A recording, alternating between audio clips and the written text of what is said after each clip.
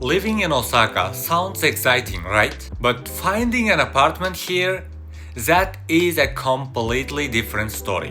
When I was first came to Osaka, I thought renting would be as simple. Find a place, pay rent, move in. But after spending 10 months of living here and talking to multiple real estate agencies, I realized something. Renting in Japan is not just about money, it's about understanding the system. Osaka is one of Japan's biggest cities. Compared to Tokyo, it's usually a bit cheaper, but still not cheap by global standards. For a small one-room apartment, you can expect something like around 40,000 to 70,000 per month for older buildings, and maybe 70,000 to 120,000 yen for newer, more modern apartments. If you want something bigger like a 1 LDK or 2 LDK places, prices go much higher.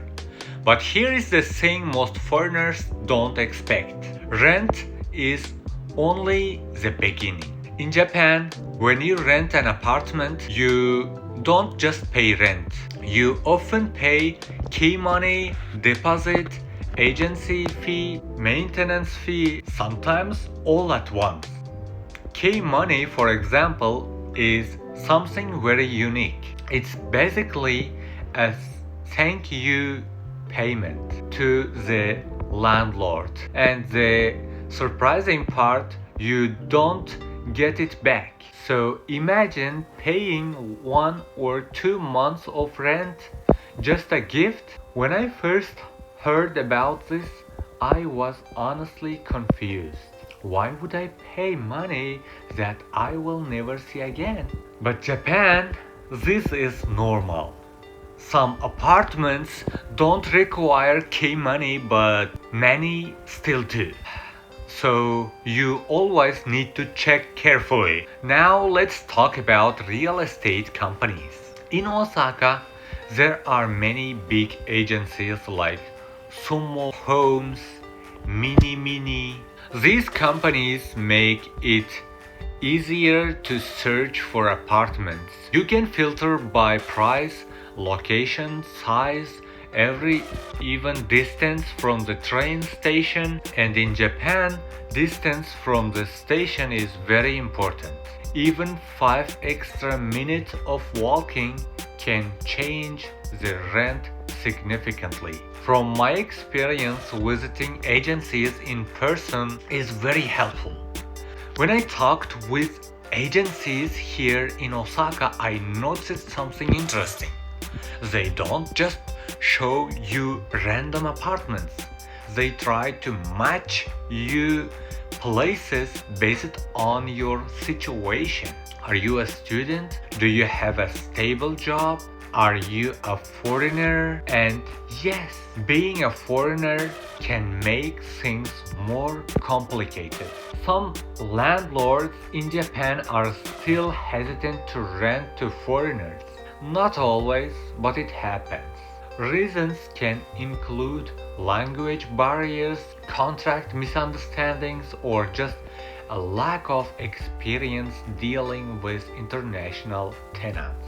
Because of that, some apartments are marked as foreigners okay and others are not. So finding the right agent who understands your situation is very important.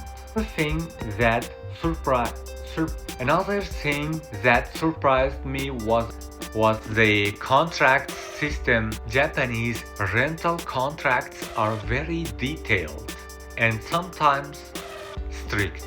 For example, you may need a guarantor. This can be a person or a guarantor company. If you don't have someone in Japan, you will likely need to use a company and pay an extra fee. Also, many contracts require renewal fees.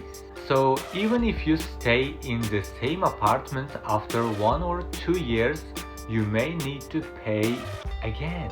This is something many people don't expect. Now, let's talk about apartment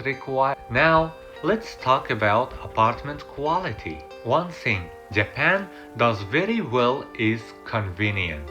Even smaller apartments often include modern bathrooms, built-in kitchens, air conditioning, smart layouts. Some buildings offer extra features like auto-lock entrances, delivery boxes for packages, bike parking, garbage spotting systems. Everything is designed to make daily life easier. And here is something I personally like about Osaka apartments. Even though space is limited, design is very efficient. Every corner has a purpose. You start to appreciate small things more, but at the same time, there are things you need to be careful about. For example, always check hidden fees. Some apartments look cheap at first, but when you add all the extra costs, the total becomes much higher. Also, check the contract conditions carefully, especially rules about moving out fees, cleaning fees, penalty charges, because in Japan these rules are taken very seriously. From my own experience, one of the most important things is communication. If your Japanese is limited, try to find an agent who can speak English. It makes everything much smoother. Misunderstanding a contract can cost you a lot of money later. Another useful tip: don't rush. Take time to compare different apartments. Visit multiple places if possible. Photos online don't always show the real condition. Sometimes apartment looks bigger or brighter in pictures. Living in Osaka has been really valuable experience for me, and going through the process of finding an apartment taught me a lot about how things work here. It's not always easy, but once you understand the system, it becomes much more manageable. Renting in Osaka is not just about finding a place to live. It's about understanding a different culture, a different way of thinking about housing, responsibility, and daily life. If you are planning to move here, just remember, do your research, ask questions, and read everything before you sign. Because a good decision at the beginning can save you a lot of stress later. And honestly, once you find the right place, Osaka can feel like home very quickly. And if you enjoyed my speech in this video, please don't forget to subscribe. Thank you.